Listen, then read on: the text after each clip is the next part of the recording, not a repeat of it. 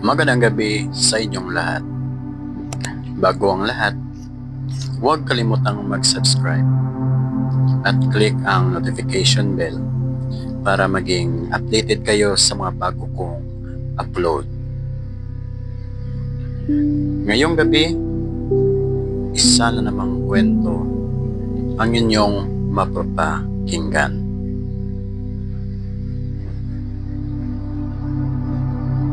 Simulan ko na ang pagsasalaysay. Sa Iloilo ang probinsya namin. Dekada na din ata na hindi ako nakakauwi doon. Kaya naman, nang magyaya ang pinsan ko na si Marjorie na umuwi kami doon, sumama na ako.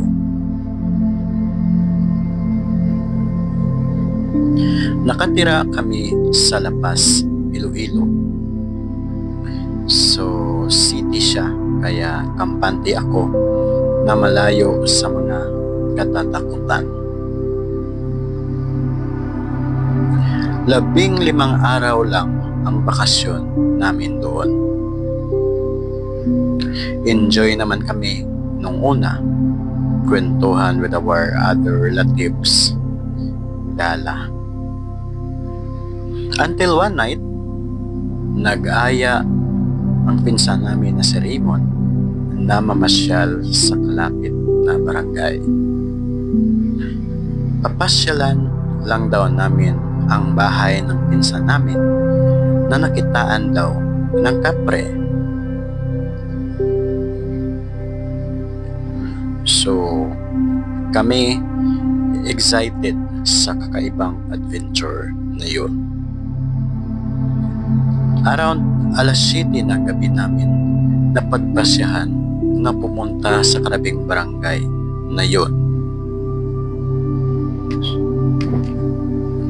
Habang naglalakad kami, tumawag sa akin ang boyfriend ko.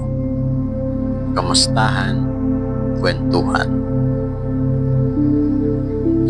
At pagtungtong namin sa tulay, sementadong tulay siya na daanan naman ng sasakyan at mga tao.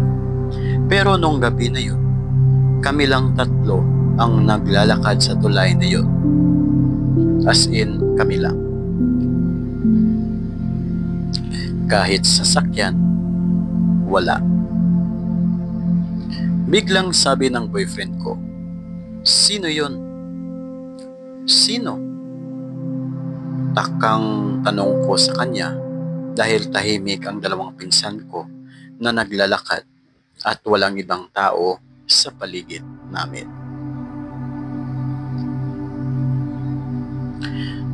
"May nagsasalita sa tabi mo. Boses nangaasar pa nga eh." At alam ko na babad trip na siya. Pero sinabi ko sa kanya na tatlo lang kami sa daan at wala kaming ibang kasabay doon.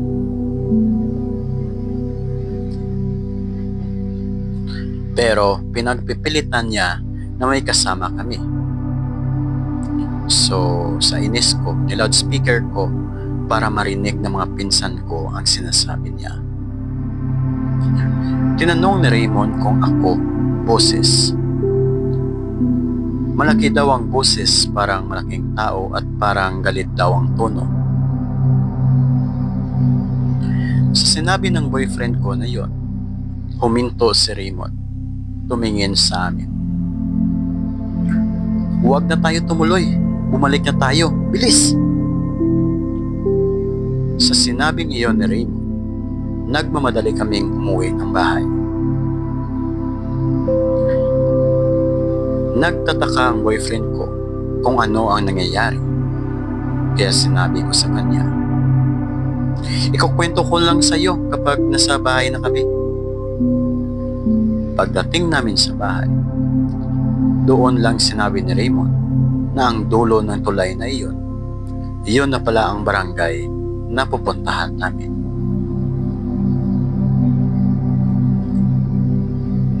At ang unang bahay ng barangay na iyon ay iyon na mismo ang bahay ng pinsan namin. Kinuwento ko yon sa boyfriend ko, pati siya natakot. Sinabi ni Raymond na ayaw kami patuloyin ang Capri na iyon sa bahay ng pinsan namin.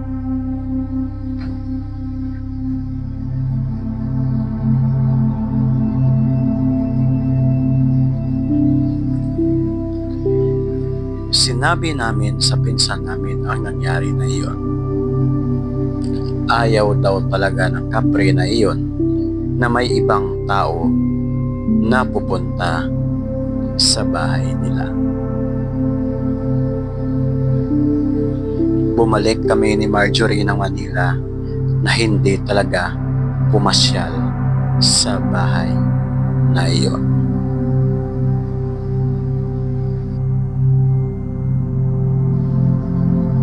Mga kaibigan, dito nagtapos ang ating unang kwento.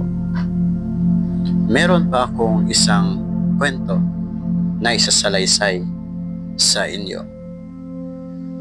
Ang pamagat ng ating ikalawang kwento ay dalawang pares ng paa. Akala ko dati, chismis lang ang kwento tungkol sa mga kababalaghan sa mga malls, lalo na sa sinihan. Pero hindi pala. Dati akong empleyado sa sinihan sa isang sikat na mall sa Las Piñas. I was working in snack bar as a sales clerk. One time, opening ang schedule ko. So, kailangan 8 AM pa lang nasa cluster na kami to prepare the food. Lagi mas maaga ang pasok ng sales clerk kaysa sa mga cashier. Wala pang ibang tao sa mall. Sarado pa ang sinihan. Ako at si ating janitress ng cinema pa lang ang tao sa area na yon. Hindi naman ako matatakutin. Sanay na sa mga ghost staff kumbaga. Pagdating ko sa area ko, nag-opening inventory agad ako at maya-maya naiihi ako. Cinema 5 ang malapit sa pwesto namin, kaya doon ako lagi nag-CCR. Since wala pang tao sa mall, safe pa na iwan ang area namin ng walang bantay. Pagpasok ko sa Cinema 5, sa first cubicle na ako pumasok.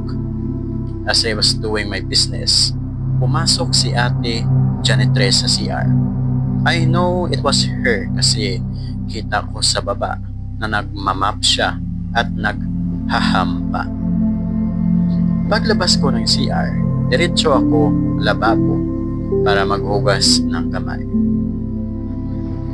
Nag-good morning ako sa kanya at nag-response naman siya. Pero kita ko sa salamin na panay tingin niya sa cubicle na pinanggalingan ko at tinanong ako kung ako lang daw ba mag-isa sa cubicle na yon. Nagtataka man, sinagot ko siya ng upo at nagulat ako sa sumunod na sinabi niya.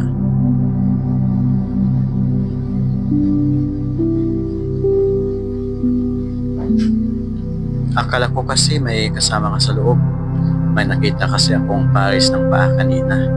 Yung paa mo at isang pares ng paa na nakaharap sa iyo.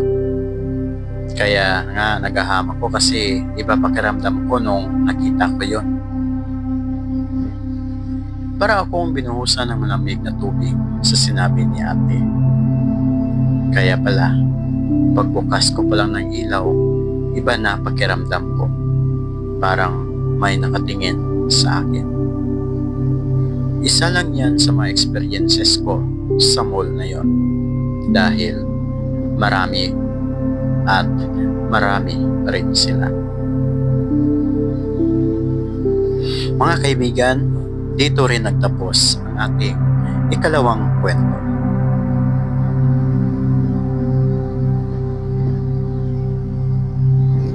Sa ulit, magandang gabi sa inyong lahat.